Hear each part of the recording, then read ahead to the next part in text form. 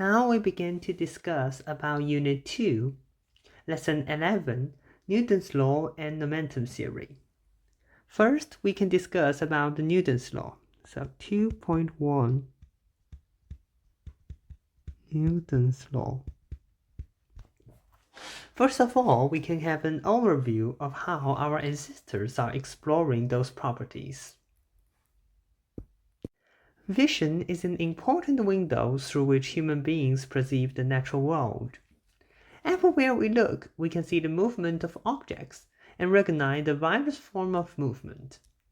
Galileo, in his book, The Two New Sciences, summed it up. The oldest subject in nature is motion.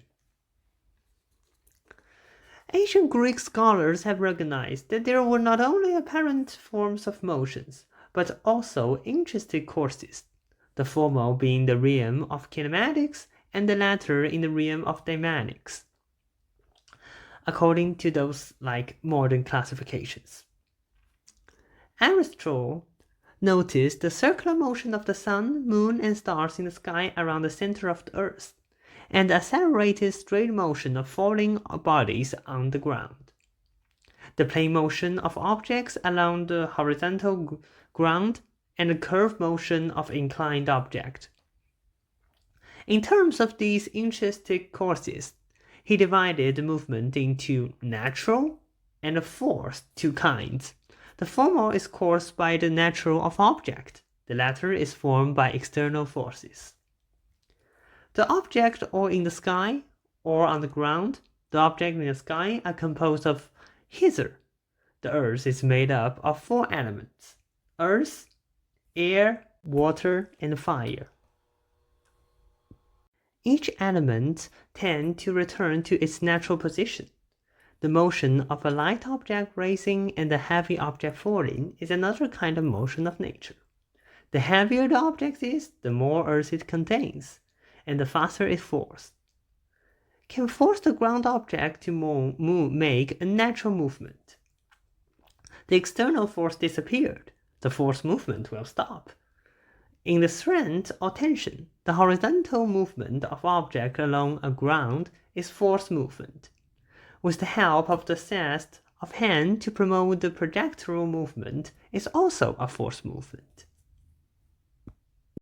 Many of Aristotle's theory is not correct in modern terms. For example, it is not the sun in the sky that moves around the earth, but the earth moves around the sun. The circular motion around the earth and the accelerated linear motion of the falling body are not the motion of nature without external force, but the variable speed motion under the control of universal gravitation. In early human knowledge, it is difficult to understand the relativity of celestial bodies' motion. It is difficult to detect the existence of the force outside the object. At that time, Aristotle's theory of motion was indeed accepted as a reasonable reflection of crude primitive experience. It is worth mentioning that two scholars before and after Aristotle, Democritus and Epicurus, argued that the atom, the smallest unit of matter, must move in a uniform straight line if it does not collide in the void.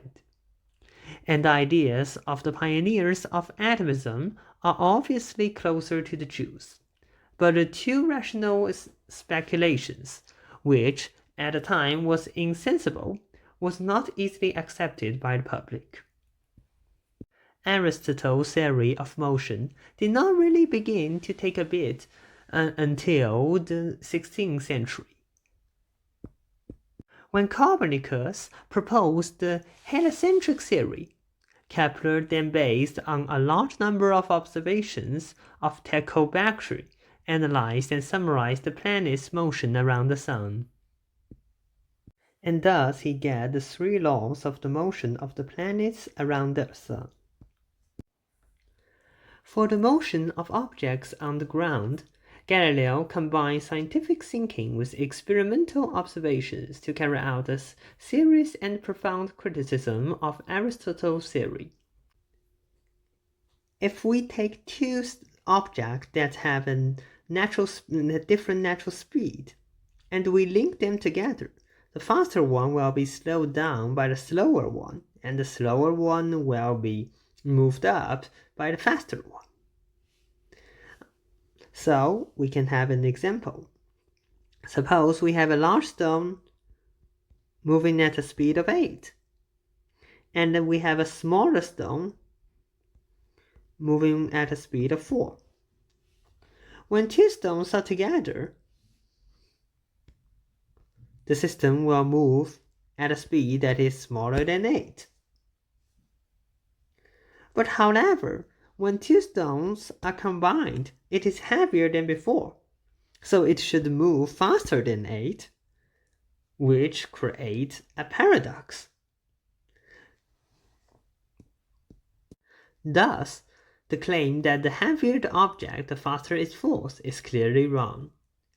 Galileo also devised the famous slope experiment, which convincingly showed that if the surface was ideally smooth, a brass ball rolling down a slope would always roll past the horizontal placeboard.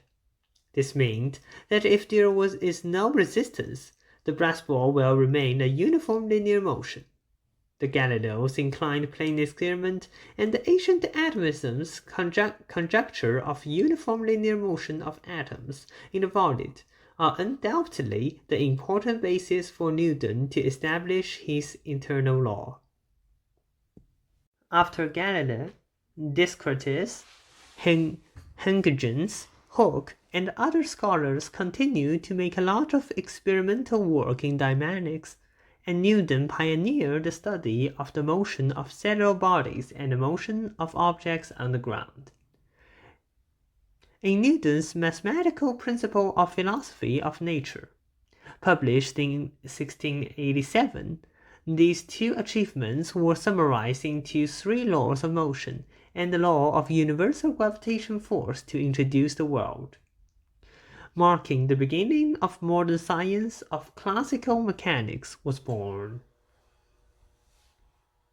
Newton attributed the apparent form of motion to the inertia of an object and to the eternal forces acting on it. The inertia of an object is quantized as mass, and motion is characterized by the products of mass and velocity, that is momentum.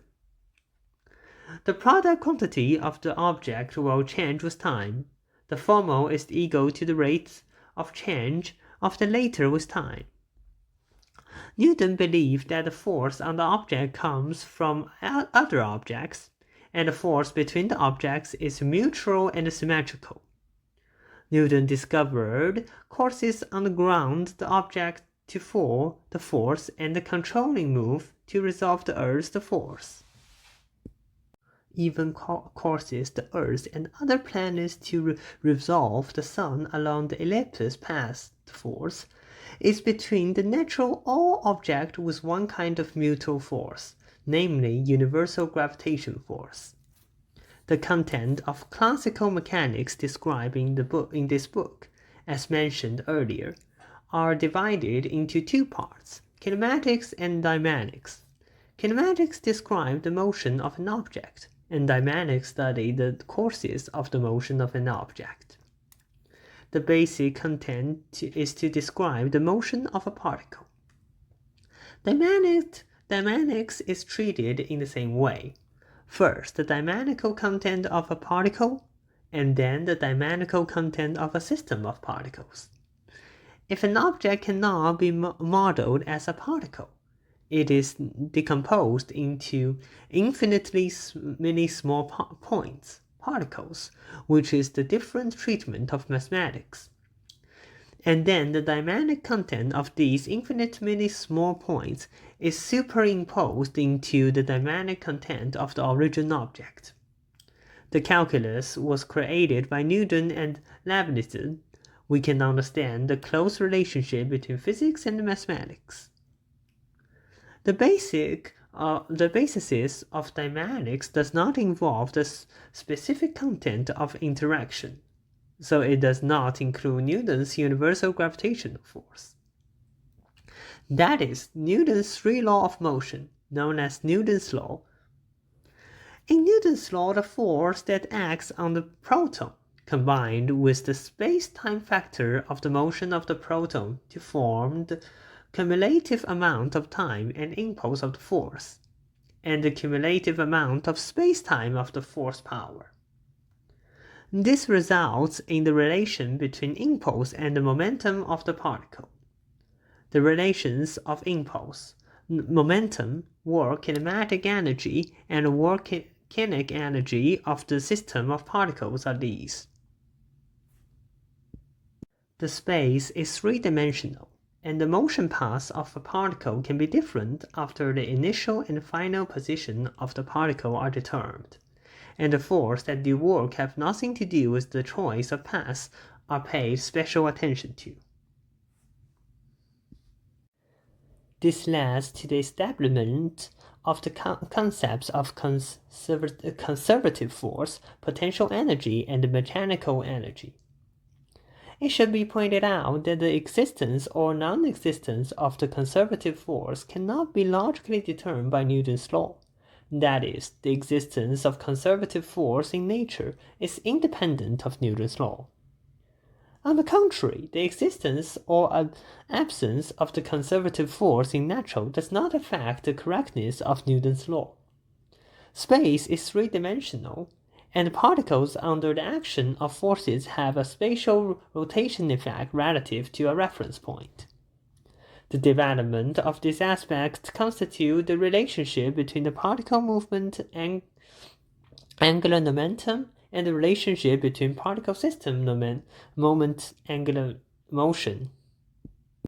Using Newton's law and their expansion in the three aspects mentioned above, impulse momentum, work energy, torque, angular momentum, as a framework, we can discuss and solve various mechanical problems of scientific systems in classical mechanics.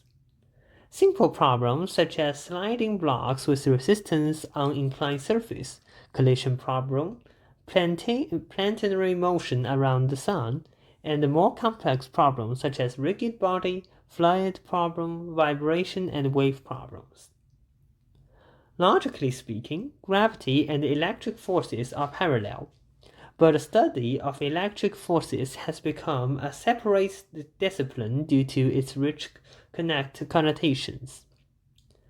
Newton's theory of universal gravitation is still included as an application example in mechanics books. For example, we can learn the books of Gottesden's Classical Mechanics is a famous book, and due to those concise form, as for Einstein's theory of gravity, as a modern new discipline, the general relativity, it has surpassed the scope of the classical mechanics, so we do not discuss here.